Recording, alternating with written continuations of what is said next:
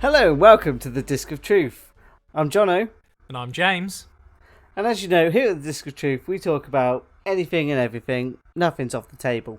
And so, in that account, today we're going to talk about shopping telly.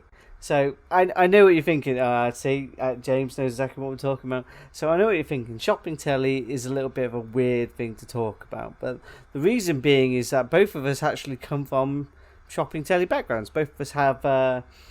Well, we actually started within a couple of weeks of each other at the same place, so we have about the same level of experience with shopping telly. And, I mean, to sum up shopping telly, I personally think shopping telly is terrible. I think it's really predatory, and it really takes advantage of people's vulnerabilities, people's loneliness. A lot of places like to try and style themselves as the friend in the living room, that friend you've got on the telly, that sort of thing. And it really just doesn't sit well with me how shopping telly operates, and we'll get to that. What about you, James? What were your initial thoughts on shopping telly? I remember when I very, very first started working in shopping telly, and me and a lot of people who I knew were very, very surprised that it was actually a thing.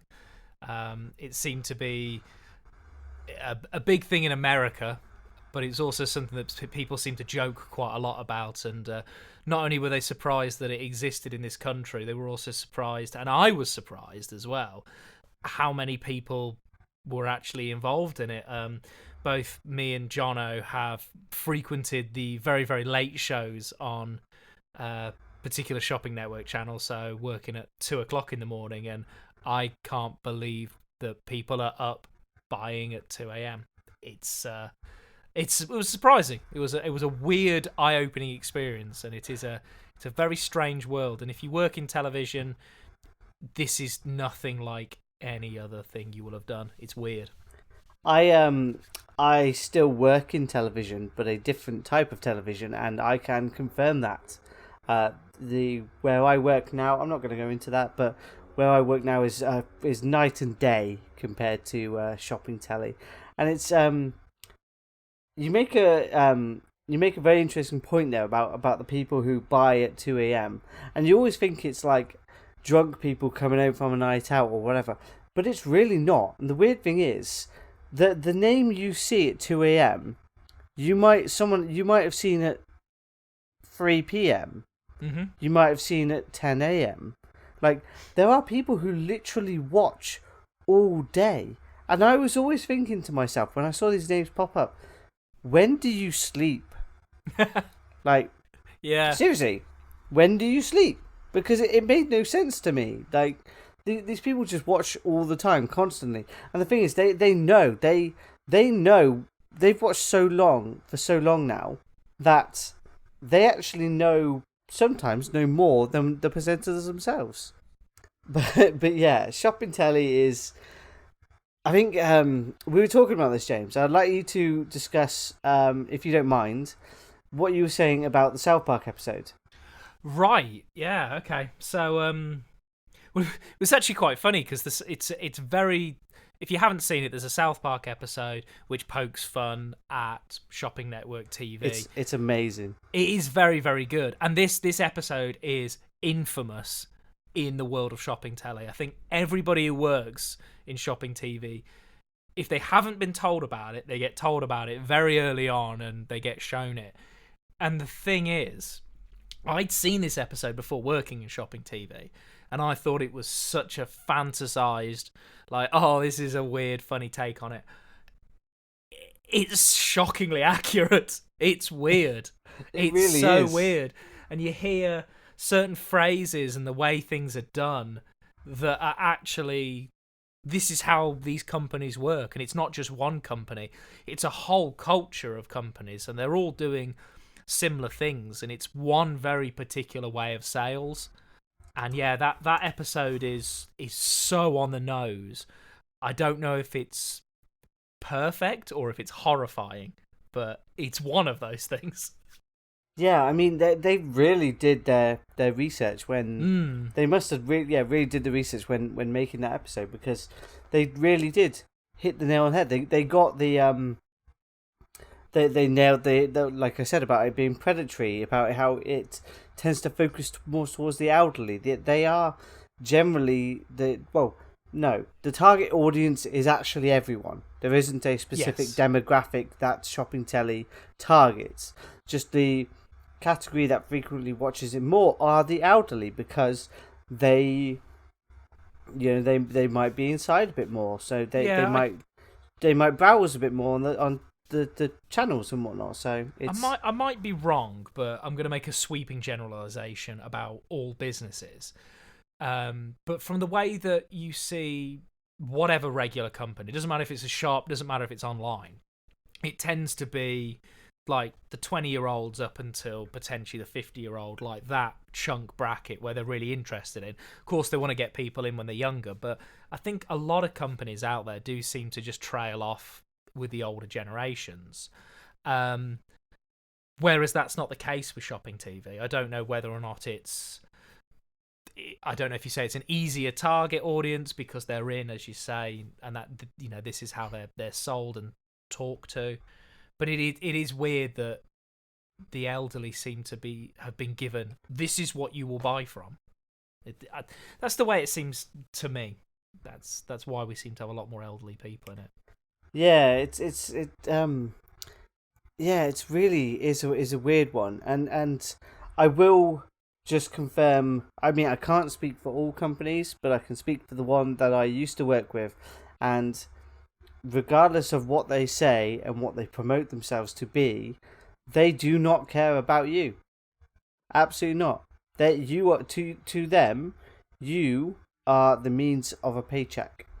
Like you, if they can squeeze as much money out of you as humanly possible, they will do. I have seen some truly awful practices in my time working for the company that I used to work with, and I'm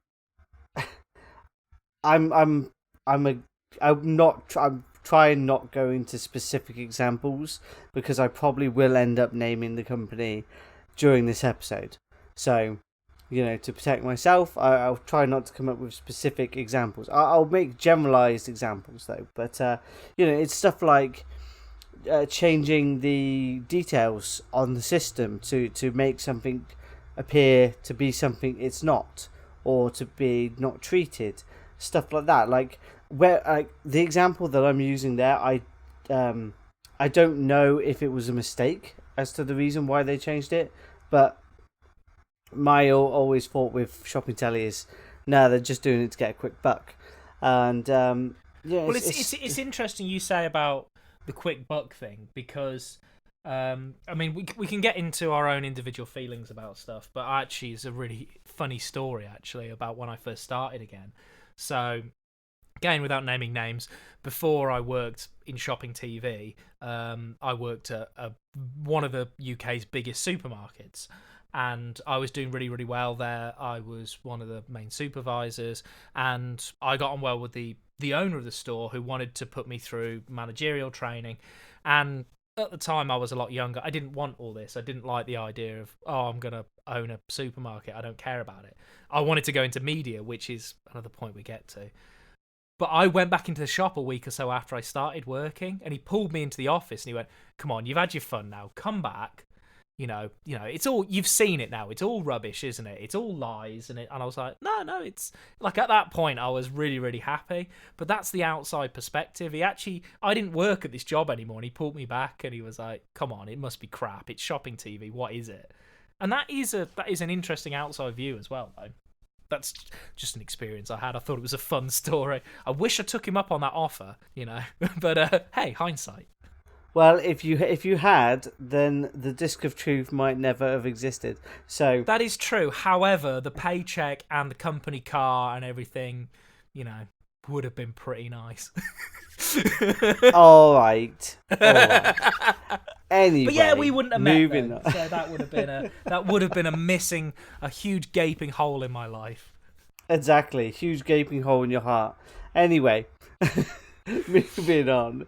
So I will say that from my experiences of shopping telly, it is probably one of the most toxic places to work, right? And I can't speak for every shopping telly network because I haven't worked for every single one. The company that I worked for was probably one of the most toxic work environments I've ever been in. And before that, I worked in a call centre where my job was to call people and persuade them not to leave the company I was working for. I was horrendous at that job, and that job was also really toxic. I thought, I knew what toxic workplaces was like, and then I went to. Censored for legal reasons. I'm just going to say the name. You know what? names. I'm just going to name names. But anyway, going back to the actual work environment itself. So everyone was just against each other. So there was just no sense of team in that place. Like, you had your presenter, you had your producer, you had your director. They made up the individual team for the show. You won't even bring camera operators into that because they just, that even though camera operators were so important, there was never any, like, other than the individual teams themselves making them feel like a part of the team, the company just did not give a shit about them. Like, they never got any sort of rewards or anything like that from the company for doing well. It was just all about these individual teams. But then each of these individual teams would like get all hissy and get all bitchy and get all horrible about how one team got something that they didn't. And I don't know if they never failed to understand these things, but different times of the day make different amounts of money, have different audiences, are receptive to have more people watching.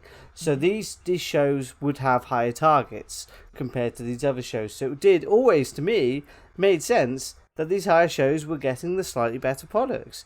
But you try telling someone like that. You try telling someone in that company that, because they were so far up their own fucking arses that they just did not fucking understand. And it was ridiculous. And I don't think I went a single day.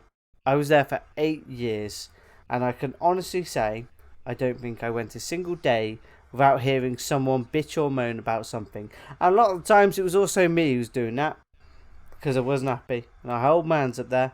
But yeah. It's a baffling thing, and I do wonder whether or not this goes across the board for all shopping TV. But the thing that confused me was, so you all work for a company, you all have a unified goal, but you work in an incredibly high pressure job, which is sales. So you will get, people being pushed targets and whatnot in any sales environment. But then you add the fact that you're on shopping TV, which has such a stigma about it, and you've got potentially dwindling audiences, and it's, there's so much against you working there. Why wouldn't you want to be one huge unit? That's the one thing that really, really weirded me out. And so I'm just going to quickly go into basic role stuff, because you mentioned about people. So me and Jono, we worked in different departments. We both started as camera operators, and we both moved up to directors. But I took a sidestep, and I became a producer towards the end of my stint there. And yeah, getting to see the sales side of things, it just, that was a whole different world, and I did not enjoy that. Sales on TV, it's frustrating because coming from that particular side, you didn't have the pressure of you have to sell this, you have to do that. I did, because it was my fault if it went wrong. But it did shock me that, okay, this is actually quite difficult. Why are we all hating on each other? Yeah, and it always felt like there was never any real attempt to improve you either. Not necessarily. I don't mean you personally. I mean, I've got lots wrong with me. I could do with some improvement. That is very true. But I don't think there was any real attempt to improve anyone. I remember presenters who started, and before I would work with one of them, and she couldn't even pronounce half the gemstones we were doing. So before, and that's not her fault, you know. She No. hasn't. You can't go into a job and instantly know everything. So for like an hour before we go on air, we'd sit down and we'd talk, and we'd go through every gemstone that she doesn't know how to pronounce, and I would tell her, and then on air I would make sure she pronounced it right, so she doesn't come up looking stupid. But in terms of like how to sell and stuff like that, there was never really any attempt by anyone. They literally would come into the job. They'd be given a book, right? I'm not even kidding. They'd be given a book that has a lot of gemstones and has a lot of knowledge in that book, right? And they'd basically be told, yeah, go read that. And also we'll teach you how to use our scheduling system, and then you're going on air. Cool. You're going on air at 3 a.m. where there's no management, no upper staff to help you in case anything goes wrong. You're typically going to put with the newbie directors and the newbie producers, so the three of you as newbies can somehow muddle your way through a 4-hour show. And I understand that you can't put someone who's new on at say 7 o'clock at night, because that's one of like the big hours of the day. But at the same time, just dumping them on the fucking overnight shift is just such a bad idea, because stuff's gonna go wrong, and stuff went wrong a lot because one thing you should know about Telly is that unless it breaks, it's not getting replaced.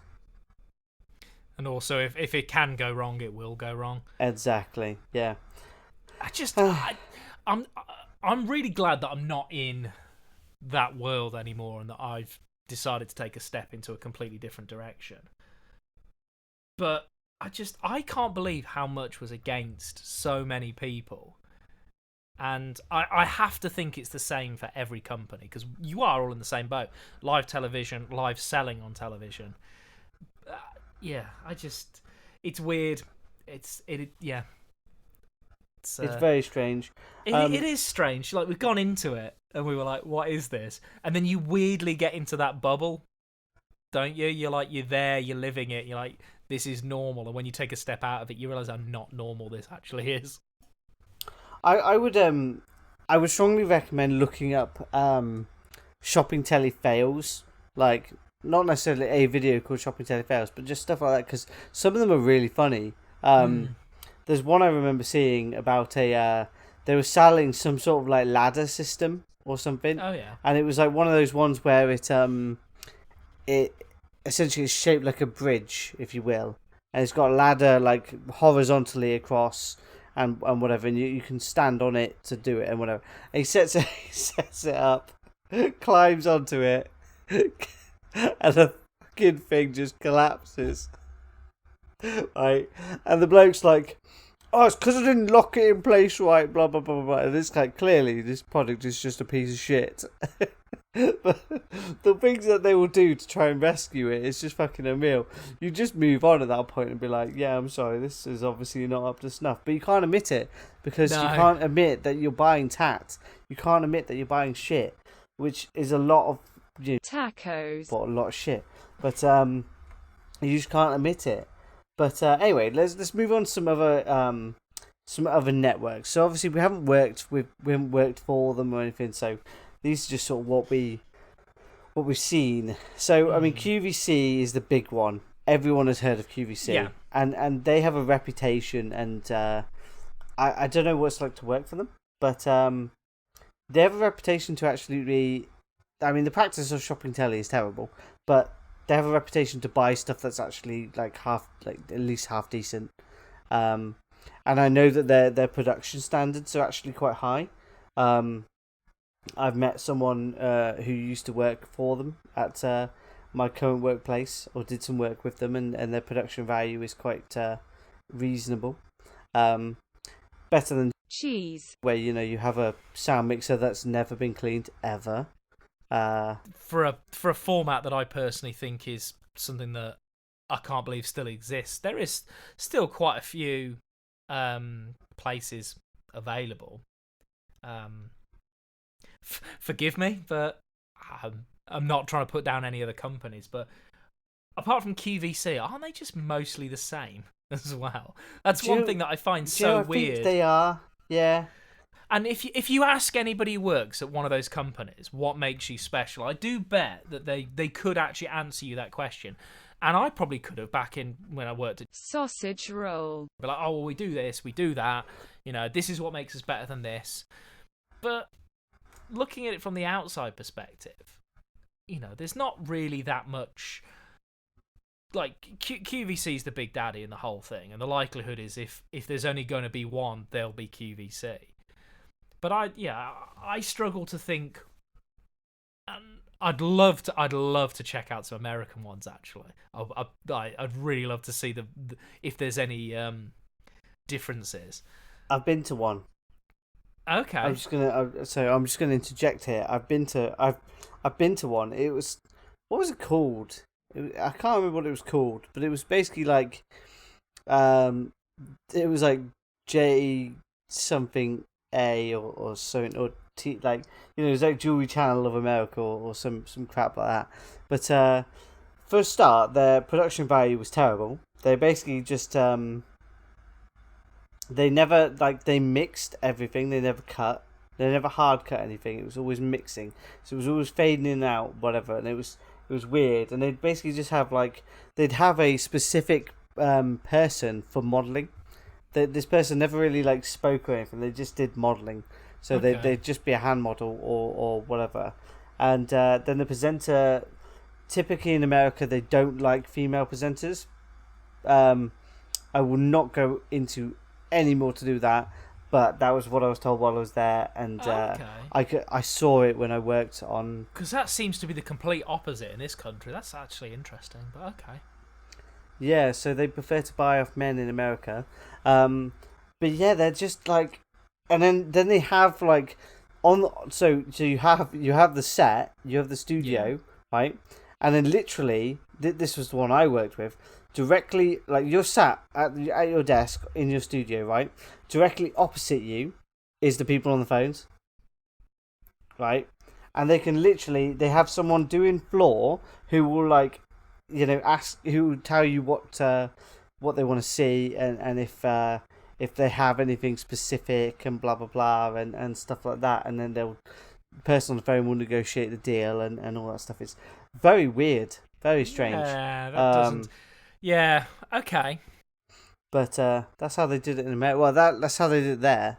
Okay. I did pick something up interesting while you were talking, which is something I mentioned before we actually started recording. And it's about quite a lot the types of people who, from our experience, worked or work at these channels. You've talked quite a lot about production value already. And that's what I went in. I wanted to be a director. I wanted to learn all this sort of stuff. It's live TV. It's, cut your teeth on this, and I'm going to go off and do this, this, and this. And, 8.5 years passed, and I no longer care. But it is really interesting because you get people who go in and they want to make really good-looking TV. But can you make good-looking shopping TV to the degree where it actually matters? Because it is one particular format. It will always be that one particular format, and we've gone through so many staff and equipment and ethos and product and loads of different changes. Wait, we never really went through that much equipment, James. Nothing ever got changed. I don't think. Okay. Yeah, I have to disagree with you there. All the others I agree with. The equipment, no, because unless it broke, you don't change it.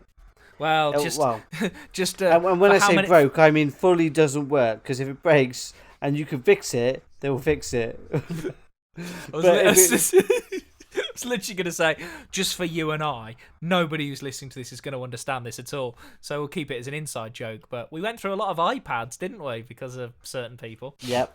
Also, a couple of presenter PCs as well. Definitely didn't break those. No. Yep. No, I'm not holding secrets at all. Yep. I didn't break more equipment than I let on to. Shut up. Don't worry about it. Anyway. Anyway, moving on. The point I was going to make, though, is that it's funny when you're there Because like when I was directing, and I'm sure when you were as well, putting effort in, I was like, oh, I'm going to make this look like this, and I've thought about Wait, this. wait. You built you Sorry. One of those words was a little bit alien to me. what? What is effort? It's the thing that we did before we realised how futile our existence was. Okay. Thing. That old chestnut. I got you. Yeah.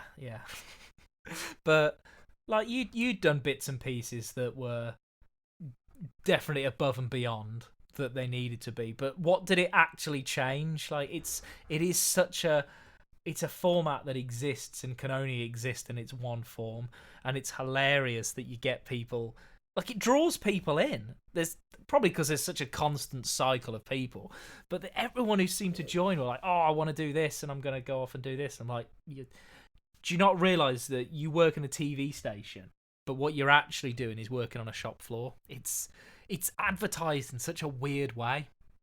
Yeah, it's just such the whole world is backwards on it. So I'm going to bring us to what I want to be our final discussion for this episode. Okay, so what do you think is the future of shopping telly? What, in its traditional format or buying from a screen? What do I think? Yeah, like 10 years from now, what do you think? How's it going to be? What do you think? I mean, nothing's going to be on the TV for one thing. Everything will be online. And personally, like I just think websites will get updated. You know, people will do short videos to show things, and you just buy stuff. Maybe I think limited quantity runs of things are quite good. So you'd have a website where every month, let's just talk about T-shirts, for example. So let's just say they buy a shipping container of 1,000 T-shirts, and they go on sale for 30 days. And once they're gone, they've gone. You have a website, and you create that you have to buy now thing, which is what shopping TV is completely predicated on. You've got 30 or 1,000 of these, and it's on now, and when it's gone, it's gone. Which is a really good format. It does create pace and it gets people to buy right now. But I think they'll just do that on websites, and you'll log in, there'll be a video of whoever, it'll probably be a YouTuber or a TikToker that I don't know. They'll be showing off the T-shirts and talking about it, and you'll just see the numbers ticking down underneath.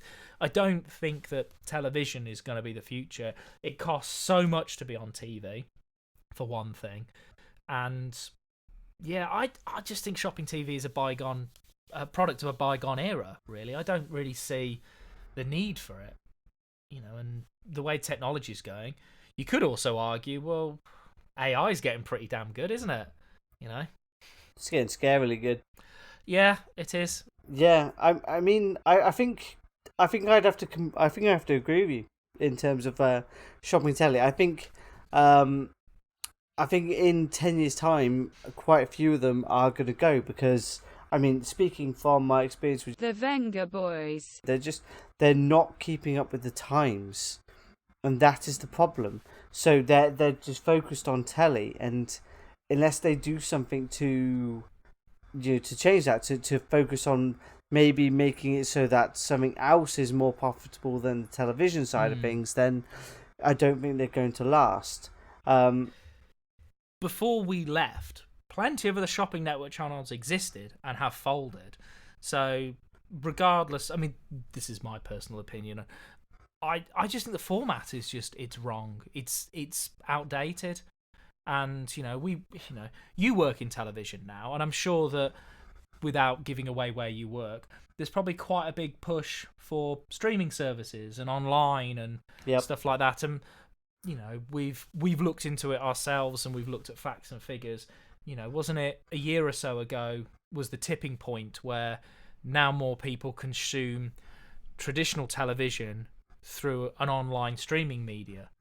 Yeah, there's a huge push for it at my workplace. There's a whole division devoted, and there's a whole plan and everything for involving digital regarding where I work. So yeah, like, I mean, the bigger businesses are really sitting up and taking notice that digital is becoming a thing, online is a thing, and like television, Well, I think it says it all that in my house there are currently 3 televisions set up. I've got one in the dining room, one in the living room, and one in the bedroom. The only television that is hooked up to an aerial or hooked up to anything that isn't a streaming service is the TV in the dining room. And the TV in the dining room used to only have shopping TV on it, purely because when I worked there, I needed to keep up with what was going on, because I needed to pick products as a producer, that kind of thing. So the only television that's hooked up to traditional older means was for shopping TV. Do I miss TV shows? No. I've got the Netflix and the Disney, and I've got the Amazon sort of stuff. There's not a TV show that I want to watch that I can't watch. And I'm not down on information, on the news, or anything like that. I don't need to be plugged into an aerial. I don't need any of that kind of stuff. So it is old tech. It really, really is. So I think that kind of says it all, really. Like, what do you get from the older means? Nothing really. Yeah, nothing really. So it's probably 10 years from now it's going to be very interesting. But yeah, I don't think shopping telly. I think shopping telly will continue to exist, but I think a lot of them that don't keep up with the times will go. And yeah, I mean, look at physical shops. Like physical shops, we're talking about sales in general. Everything was a physical shop. If you didn't have a physical shop back in the 90s or whatever, you were nothing, And then you had some companies trying to diversify where they would do, mail door to door and stuff like that. Avon still exists, but unless you do something unique and completely corner that market, then you're fighting too many people. Because so much has gone online, that's all the shop fronts. It's no longer... Shopping TV is no longer unique in that way. It used to be unique because it's a shop front on your TV. And at the start, I think, 10, 15 years ago, absolutely genius. Whoever the first person to come up with that is, absolute genius. And they must have done really well from it. But right now, there is only one screen people are looking at. And that's where all the future's going to be. Of everything. I think for every sale. Yeah, it's... as you said, it's a product of a bygone era, and soon, I think we'll start seeing it in the next few years. I think that it will be going, and I think that about brings us to the end of the episode. There, I think we've covered quite a lot on shopping telly. I hope you guys have enjoyed listening to our rants, our thoughts, our feelings on shopping telly. By all means, in the comments below, let us know what you think on shopping telly. Have you seen that South Park episode? I'd actually be... Do you know what I'd be interested in, Jono? I don't know if you would be, but if there's any younger members of the audience, did you even know shopping telly was still a thing? Yeah. I mean, if you didn't, let us know. Let us know. Let us know in the comments below. But if you have enjoyed what we've done today and you have enjoyed our content, then please do drop a like. Drop a subscribe to the channel, drop us a comment in the box below, let us know what you think. And let us know your thoughts on shopping telly. As James said, did you even know it existed? Have you ever bought anything? Have you been sucked in by what they've been doing? But let us know in the comments below. And we'd love to hear from you. Also, on top of that, if there's anything you'd like us to discuss, we've got some strong opinions on things, then do let us know and we'll see what we can do. But from myself... And from me. Thank you very much for listening and enjoy the rest of your day.